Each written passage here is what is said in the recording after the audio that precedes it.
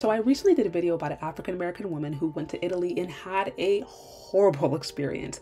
I break it down in detail in the video that I just posted. Be sure to check it out if you haven't already, but I was really interested and intrigued by some of the feedback I got from different people in the comment section. It was a wide range of feedback. You know, you had some Black people who were very much in agreement that Italy is a very racist place and it's not a safe place for Black people to visit.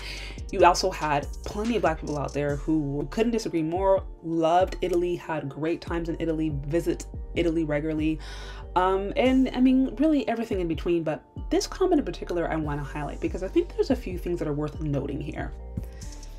So this video says, I would like to give a different opinion to this video. As a Black European, my favorite country in Europe is Italy. I live in France, but I have been to Italy 6 times. Every time I go there, I am treated very well and very respectfully. I am not saying that racism doesn't exist, but you can't take your personal experience and generalize it to all Black people. You also need to look at some details about her experience. I'm going to say something that may hurt some of us, but the truth is the truth. Us Black people drive some of the stereotypes and negative images we show the world. We are not very good at giving a positive image compared to other ethnicities. Another thing about the lady in this video, she talks about the way people treat her, but she doesn't talk about her appearance. Italy is a very conservative country where people are elegant, dressed nice with a conservative appearance. This girl goes to Italy with her bull nose ring and long dreadlocks. I'm not saying she shouldn't, but she shouldn't be surprised in addition to being Black. She doesn't come with this look that may not go well with most people there. It's too easy to point the finger at the way people treat you, but sometimes you have to look at yourself and wonder why you're getting so much negative reactions from people. I know a lot of Black people who love Italy and who live in Italy.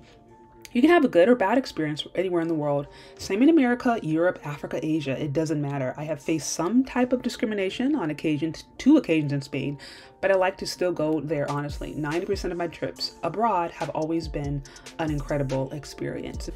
Now, this particular comment I thought was really interesting because what it really talks about is how well is that person able to assimilate or adapt to the cultural norms.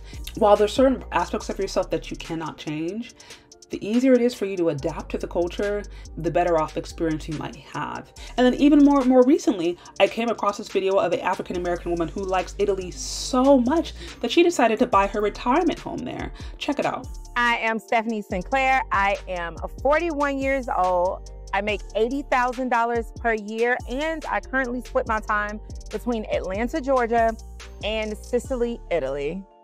I come here quite often in between Atlanta and Sicily, usually about once a quarter, and every summer for at least a month at a time. One of the hidden benefits of starting my own business was the fact that I could work from anywhere, which gave me more time to travel and do so with my son. I was looking for a house in Atlanta, and for what I know I should have been able to get for that amount of money, I no longer could get. And so I just kind of figured maybe it's time I started looking elsewhere, and I started looking here in Sicily.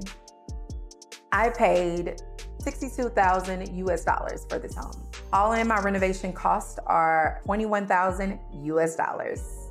Sicilians are just special to me for so many reasons. Of course, the friendliness is one, the hospitality.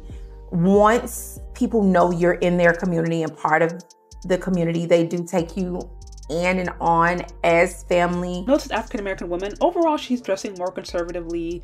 You don't really see any piercings. She seems to be very kind and ingratiating. She talked about how she was able to make friends. She said she loved the experience. She's in Sicily. Why is it that you had one Black woman who had a horrible experience and said that Italy was one of the most racist places that she ever visited? But then you had another Black woman who loved Italy so much, she decided to buy her retirement home there.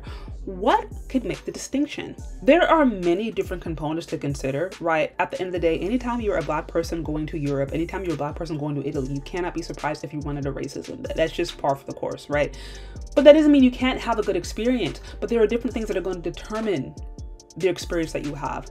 First of all, your appearance. How are you coming off? If you were in a conservative nation, are you dressing conservatively? Or do you have colored hair?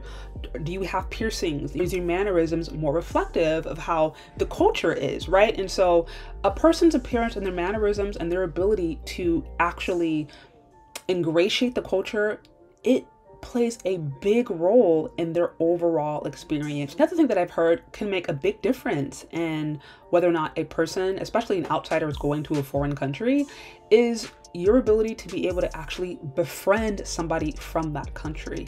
You know, I've heard this before. If you can ingratiate somebody in the community, if you can become a friend, then they can introduce you around. They can essentially integrate you into the community that way. And that probably is going to be one of the easiest ways to actually ensure that you are having a good experience in that community. And again, of course, there is no perfect scenario. I think location plays a huge part too, right? I've heard there are certain places of Italy that are a lot more open to foreigners, and then there are others that are not open to foreigners and who are very much anti-Black. Now, also another component is your perception. Do you look like you're an actual African immigrant, or do you look like you might be an American? From my understanding, there is also a difference of how Americans or Black Americans are treated or perceived versus African immigrants who are coming over actually trying to move or live into the country. So there's all these different components to consider. All of those different things really make a difference. Americans unfortunately have the reputation of going into other cultures and demanding that other people be like them.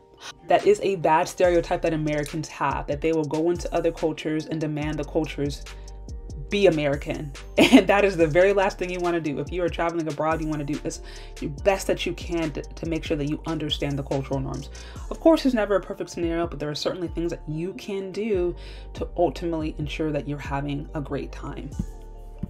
Ultimately, if you are a Black person and you never want to run into racism, your best experience is probably just going to Africa, right? Or going to a country that is predominantly Black. That's not to say there won't be other issues there, but if you don't want to deal with racism, that's probably your best bet. Outside of that, just expect that wherever you go, you might experience it on some level, whether it's blatant or it's microaggression. It just comes to the territory. And so, again, I'm not saying you can't have a good time, just be aware. But anyways, what do you guys think? Do you agree? Do you disagree? Let me know. Leave your questions, comments, concerns in the comment section below. Thank you so much for listening if you've gotten this far, and we'll talk later. Bye.